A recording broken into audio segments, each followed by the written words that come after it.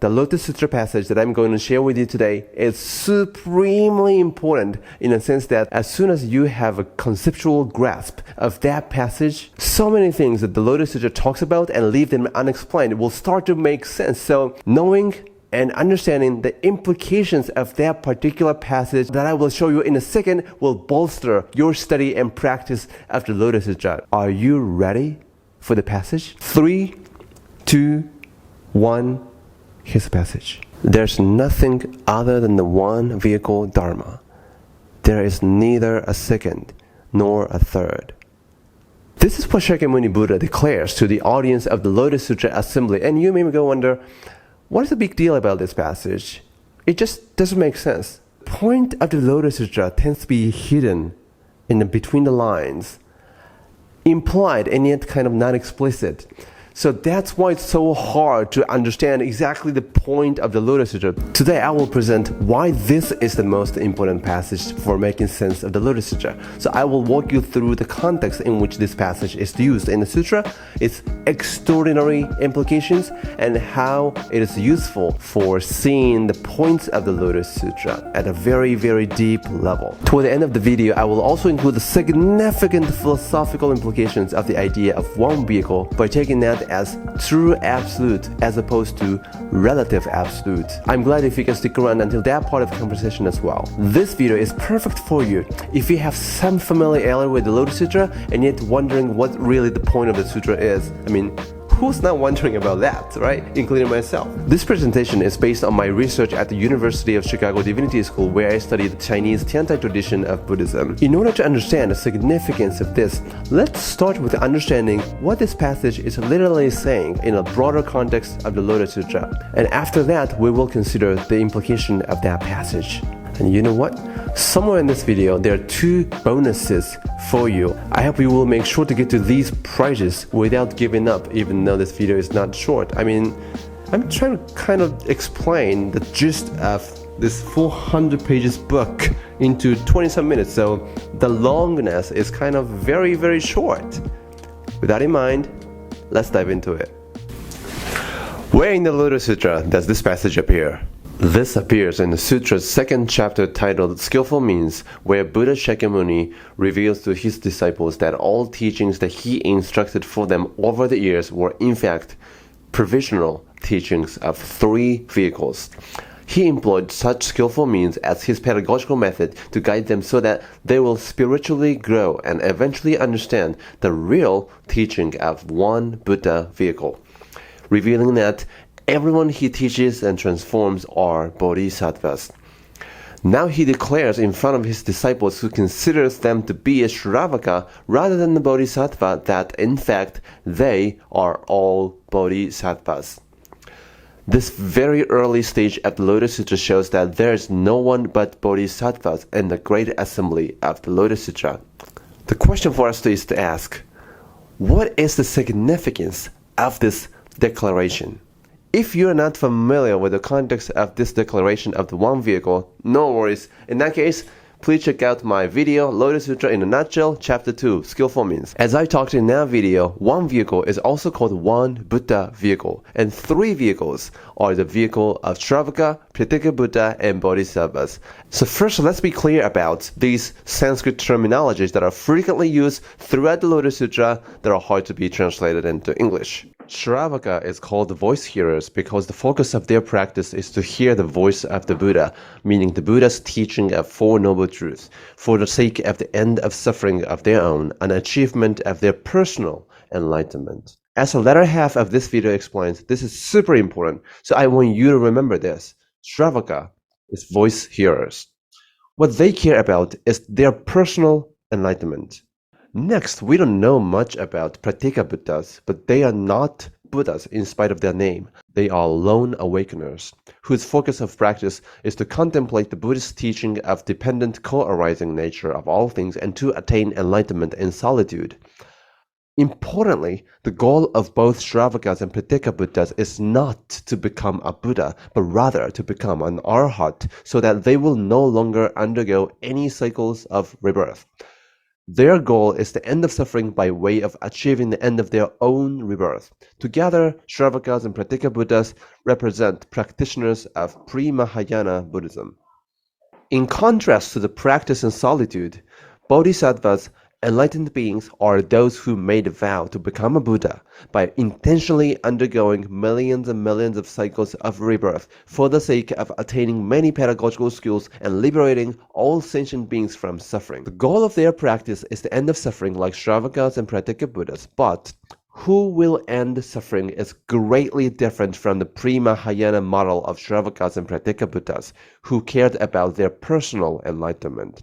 Bodhisattvas rather want the end of suffering of everyone, including a student of Buddhism like you. This is a practice of Bodhisattvas in Mahayana Buddhism.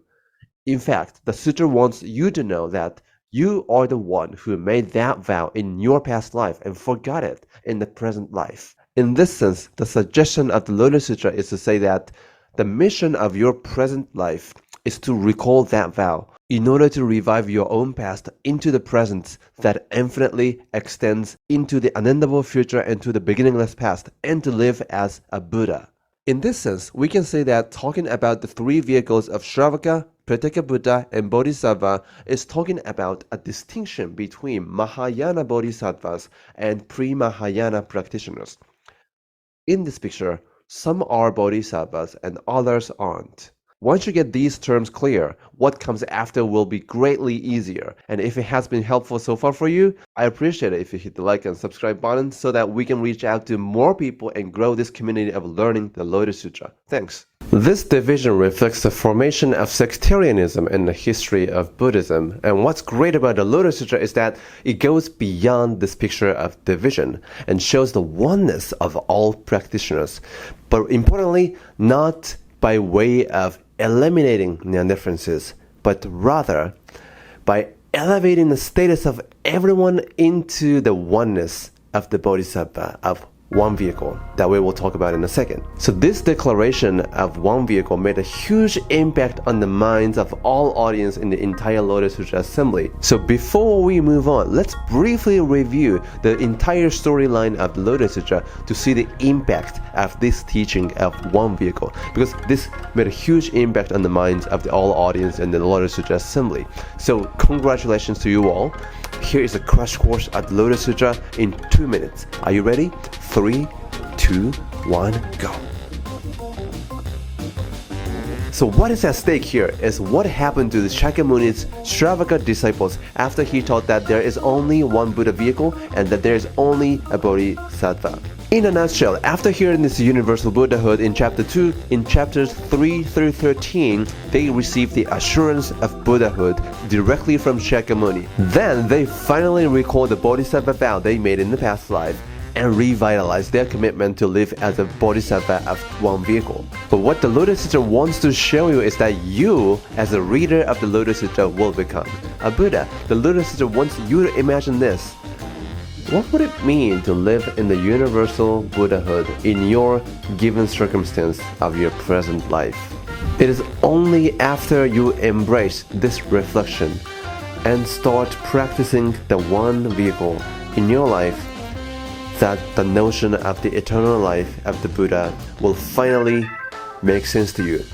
That's how the idea of one vehicle and the eternal life are linked one another. So the chapter 16 reveals the unexpected infinite lifespan of the Buddha. It needs to talk about it because the nature of the Buddha's life is the nature of your life.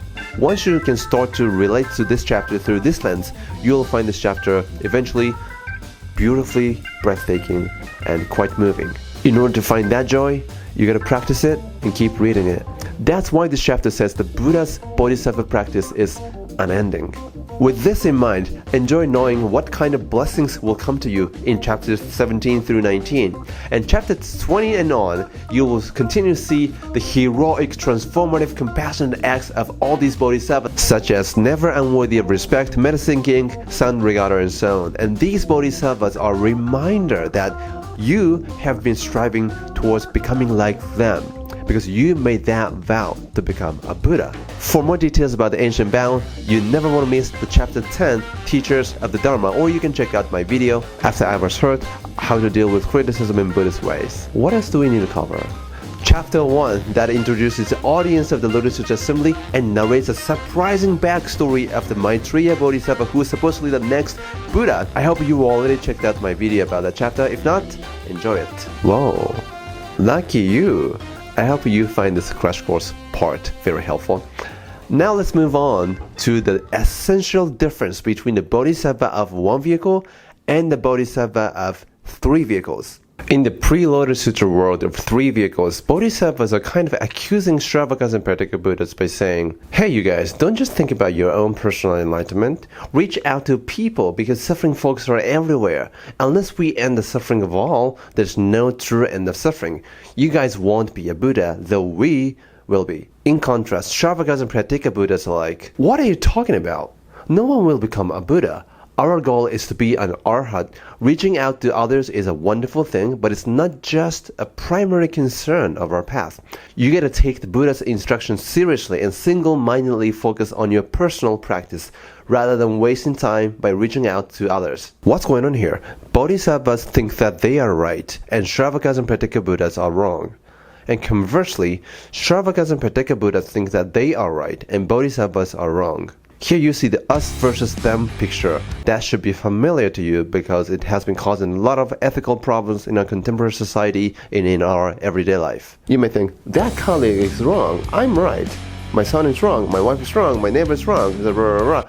So, and people say, you are wrong. So we are tired, we're traumatized. And we are also making people tired and traumatizing people as well. But in the Lotus Sutra, the point is not to settle down who is right and who is wrong, because the righteousness alters as the context alters. So trying to grasp what is alterable, what is impermanent, is not a reliable source of inspiration for the meaning of your life. So the point of Buddhism that is articulated in the Lotus Sutra is this: the nature of all things is to change. Then let's grow together as things change and grow.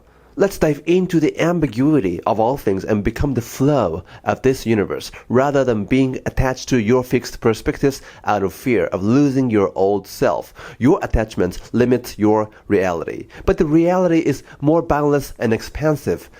Overcoming attachments, your life becomes limitless. One vehicle passage suggests that what matters is how we stay open to the idea of growing together by sharing our views to others and listening to the perspectives of the other, including especially those who have opinions that are different from yours. That's what the Lotus Sutra encourages us to uphold and engage. Like this, the Lotus Sutra's second chapter offers an alternative to the division between the right and wrong, pre-Mahayana practitioners and Mahayana Bodhisattvas. And the chapter reveals that these distinctions are ultimately not real. The Buddha Shakyamuni made a provisional distinction between these three types of practitioners and set the different goals for them so that they will follow the level appropriate steps and practices. So these distinctions are made as pedagogical, skillful means. From the beginning, there are no three vehicles, no Shravakas, no Pratyeka Buddhas, and no Bodhisattvas. There's only one vehicle. This gets us to the next level. What does this oneness of three vehicles, the oneness of three different types of practitioners, really mean? By declaring one vehicle, is the Buddha trying to eliminate Shravaka, Pratyeka Buddhas, and Bodhisattva in order to affirm only the one vehicle? Or is he saying that the reality and the nature of three distinctions of these vehicles is actually one vehicle? This is a subtle and yet the crucial point, so let us walk slowly here. The conceptual key here is the double meaning of Bodhisattva. So what is at stake in this passage? In the intellectual history of East Asian Buddhism, a point of controversy has been the relationship between one vehicle and three vehicles. Specifically, is this one vehicle different from three vehicles? Or is this one rather the nature of the ultimate oneness of what initially appears to be three vehicles? Do you see what is at stake here? I'm saying this. Is one separate and totally different from three? Is one rather inseparable from three? Or is one an aspect of three and hence is ultimately identical to three? Here is an effective way of considering this. who are the practitioners of each vehicles? As we saw, each of 3 vehicles has different practitioners. And the question is, who practices one vehicle? This is the very key question that puts this controversy straight. With this question set up, we are finally about to see the extraordinary implications of this passage. Next, we need to be aware is what Shakyamuni says in 2 other places in the same chapter. He says, all of these whom the Buddhas teach and transform are bodhisattvas. If Shravakas or bodhisattvas hear any teaching that I expound, be it even only one verse, all are certain to become Buddhas. If everyone Buddha teaches is a bodhisattva, then everyone in his audience is necessarily a bodhisattva. Then this means that those who practice one vehicle are all bodhisattvas. But what is special about these bodhisattvas is that they see that anyone who hears the Buddha's teachings will become a Buddha. And this anyone includes Shravakas and Pratyeka-Buddhas.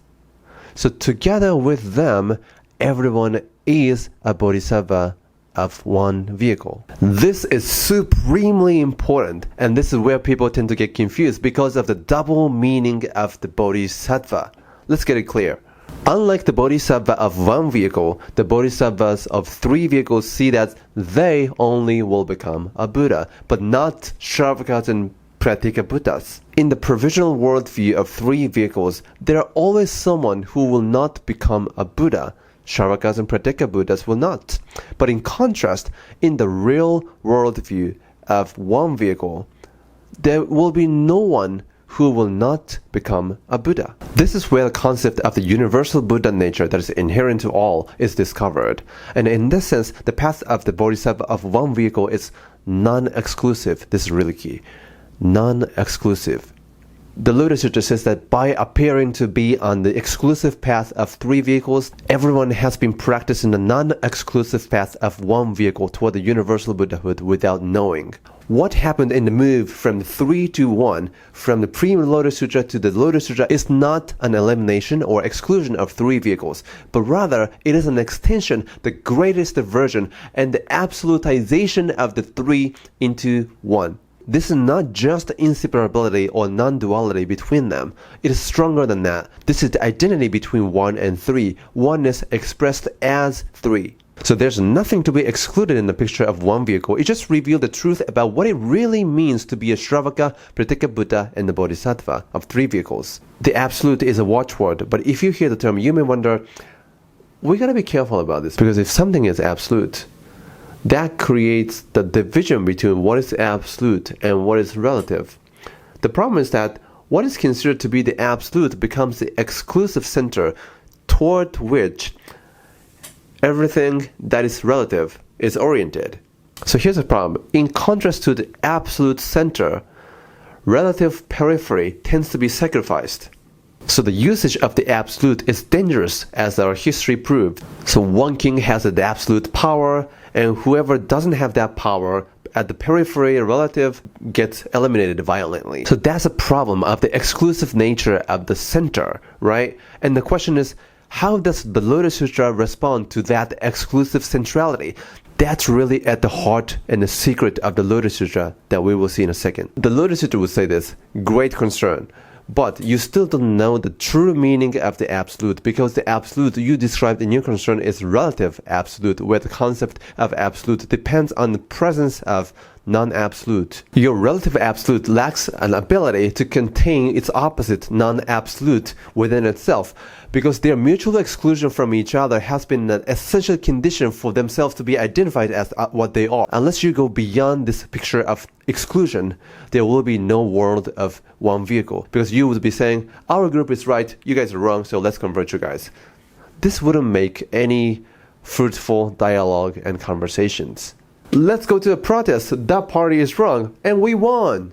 But if you end up seeing them to be the only wrong people, you will then end up just keep producing more wrong people around you and in society. Only creates division among society. What the Lotus Sutra shows is how to get beyond this picture. That's what we're going to see in the last piece of this video. But before that, if you want to know more about the social transformation based on this spirit, I definitely recommend Sharon Welch's After Empire. To me, her philosophy shares the non-exclusive centrality, and she herself is a really wonderful person, and she's actually one of my mentors at Meadville Lombard Theological School in Chicago, a Unitarian Universalist Seminary School. Great school. If you want to train yourself to be a religious leader, religious academic, take a look at their website, Meadville Lombard Theological School. I got a master's from this school years ago, and I taught the Lotus Sutra a couple times in the past, so I may be able to see you there in my class too. Anyways, the problem here is the exclusive aspect of the Absolute, which is considered to be the only center of the interaction. So for instance, in the three vehicles, Mahayana Bodhisattvas take them to be the only center of the Buddhist interaction, and pre-Mahayana practitioners do the same. They take them to be the only center. So who is a real center? Us, not them. That's like trying to figure out who's really right. But this is right only by way of making others wrong. This is relative right. It's not absolutely right. So the one vehicle shows a different picture. So finally, here's what the Lotus Sutra does. The Lotus Sutra liberates the exclusive aspect of centrality and transforms that into non-exclusive centrality. In this picture, everyone's perspective is affirmed because each of them is right from the particular perspective in a particular context. So the conversation will always include an important reflection. Wait a minute, I could be wrong. Let me try my best to understand their perspectives. Like, why did my wife throw away my toothbrush this morning? I could be wrong.